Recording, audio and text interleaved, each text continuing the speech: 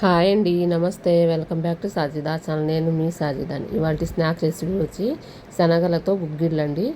ఇవి పొలం మనం పండించిన శనగలండి. రెడీమేడ్ మామూలు బయట కొన్నవి కావు, షాప్లో కొన్నవి కావండి. మా అక్క పంపించారు.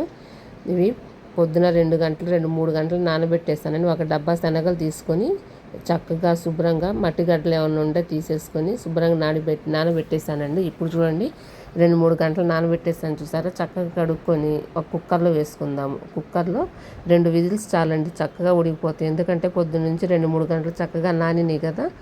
ఒక విజిల్ 2 విజిల్స్కే ఉడికిపోతాయండి. ముందుగా మీకు ఒక విషయం అండి, ఇప్పటి వరకు నా ఛానల్ ఎవరైనా సబ్స్క్రైబ్ చేసుకోకపోతే ప్లీజ్ అండి సబ్స్క్రైబ్ చేసుకోండి, లైక్ చేయండి, మీ ఫ్యామిలీ మెంబర్స్కి షేర్ చేయండి. అది కుక్కర్లో వేసానండి. చక్కగా 2 విజిల్స్ వచ్చే వరకు ఉడకపెట్టేశాను.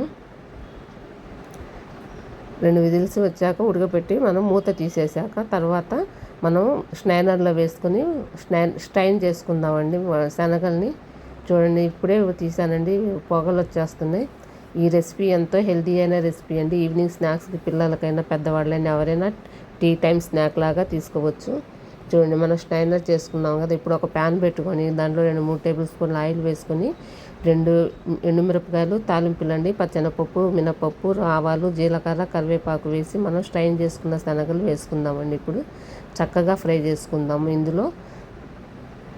ఇందులో ఒక 1/2 టేబుల్ స్పూన్ పసుపు, ఒక 1/2 table spoon salt, 1 table spoon కారం వేసుకుందామండి. చూసారా, ఒక 1/2 టేబుల్ స్పూన్ పసుపు వేసాను. చక్కగా కలుపుకుందామండి.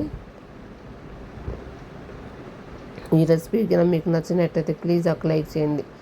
ఇప్పుడు 1/2 టేబుల్ స్పూన్ సాల్ట్ వేసాను, ఎందుకంటే మనం ఆల్రెడీ ఉడకపెట్టేటప్పుడు 1 టేబుల్ స్పూన్ సాల్ట్ వేసాను కదా. ఇప్పుడు 1 టేబుల్ స్పూన్ కారం, స్పైసీకి కారం వేసుకుందామండి.